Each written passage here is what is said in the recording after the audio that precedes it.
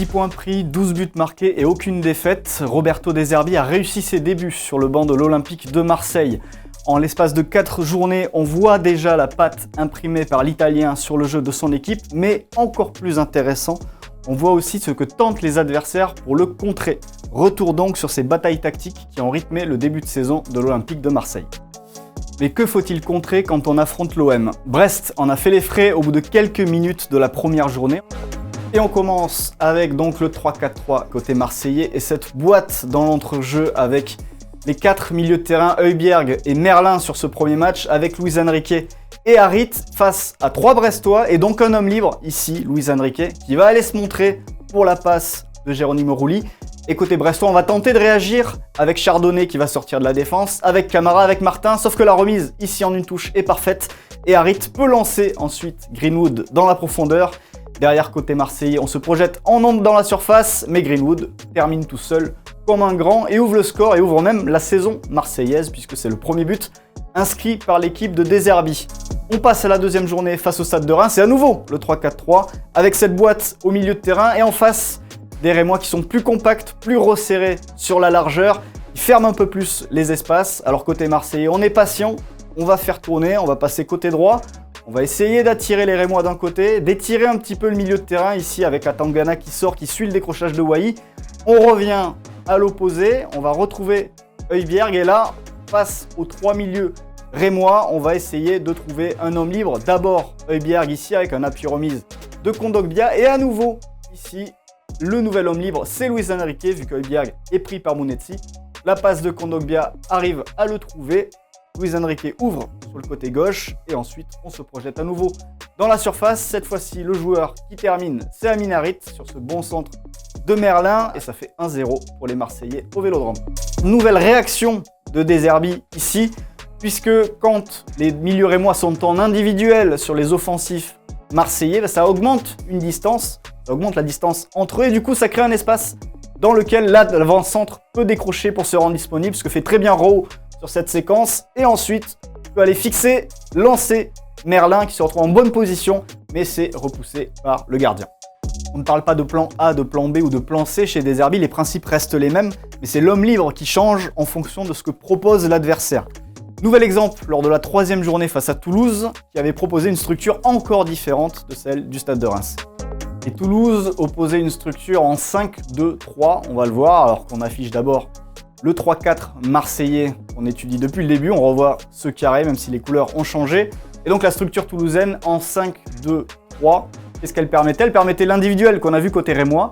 Et devant avec 3 joueurs, ça permettait de contrôler à la fois les 2 joueurs axiaux, mais surtout en cas de passe latérale, d'avoir un joueur qui sort sur le nouveau porteur de balle. Ici, c'est ce qui se passe. Sauf que côté marseillais, à ça, on va à nouveau trouver une réplique. Ici, c'est Højbjerg qui va décrocher, qui va former une ligne de 4, qui permet ensuite à ses excentrés d'avancer, de jouer un peu plus haut et de créer un surnombre plus haut sur le terrain. Alors là, on va pas vraiment le voir parce que Luis Enrique, il est pris dans la densité.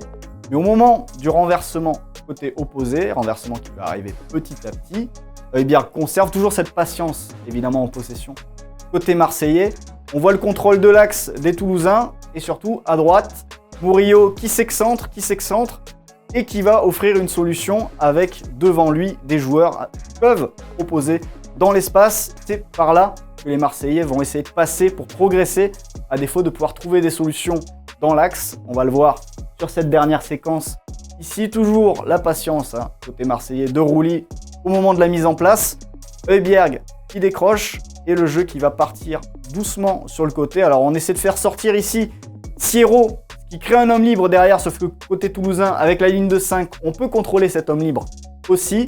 Højbjerg conserve, on renverse et là on va réussir à passer dans le dos de l'ailier gauche, de l'excentré gauche de Toulouse pour trouver Murillo. Et là cette fois-ci, on va avoir une vraie solution pour progresser côté marseillais avec le nouvel appel de Harit à l'intérieur qui va amener l'action jusqu'à la surface de réparation. Le décalage est créé mais à la finition, Toulouse est bien en couverture et réussit à intercepter ce ballon. 4e journée, 4e option, l'OGC Nice a opté pour une autre organisation défensive. Les Niçois ont décidé de responsabiliser beaucoup plus ses défenseurs centraux. On va le voir tout de suite en images. On part d'une position plus basse ici côté niçois sur cette séquence avec le 5-4-1 bien visible et le travail demandé aux 2 centraux Comme les deux milieux niçois sont sur les deux milieux marseillais les plus reculés, les deux centraux niçois, Dante et Abdelmonem, sortent un cran plus haut pour aller chercher justement les solutions entre les lignes qui étaient encore Harit et Luis Enrique sur ce match. La balle par côté, on sort côté niçois, on renverse et on est finalement dans une individuelle quasi intégrale et une récupération facile pour Boulka. Nouvelle séquence, on part à nouveau de cette position basse et là on va avancer, on va aller même assez loin. Et là, on va surveiller évidemment les positionnements des défenseurs centraux niçois qui vont sortir et qui vont accompagner tout ça. On voit Abdelmonem qui est sorti un petit peu de la ligne défensive, Dante qui suit Harit dans le rond central. Et là, pas de solution pour le carré qui est contrôlé. On a 4 joueurs pour 4 joueurs. Et du coup, côté marseillais, le gelon derrière. Si l'espace n'existe pas avant, l'espace, il existe dans le dos. Et là, c'est ce que va tenter Rouli avec ce gelon. À la retombée, c'est Murillo qui est monté un cran plus haut. Et c'est Neil Maupay qui va en profiter pour aller marquer. Mais l'arbitre ici signale une position de hors-jeu. Alors que se passera-t-il lors du prochain match? À l'instar de Toulouse et de Nice, Lyon défend avec une ligne de 5 depuis quelques matchs. Il sera intéressant de voir si le staff de l'OL décide de s'inspirer des performances toulousaines ou niçoises dans sa préparation de rencontre. Et côté marseillais, de la même façon, ça sera intéressant de voir si toute l'équipe est capable de se mettre au diapason. Jusqu'ici, certains joueurs se sont montrés moins efficaces lorsqu'ils étaient responsabilisés à la relance. Ça sera intéressant de voir si tous parviennent à progresser pour arriver au même niveau de compréhension du projet de Roberto De Zerbi.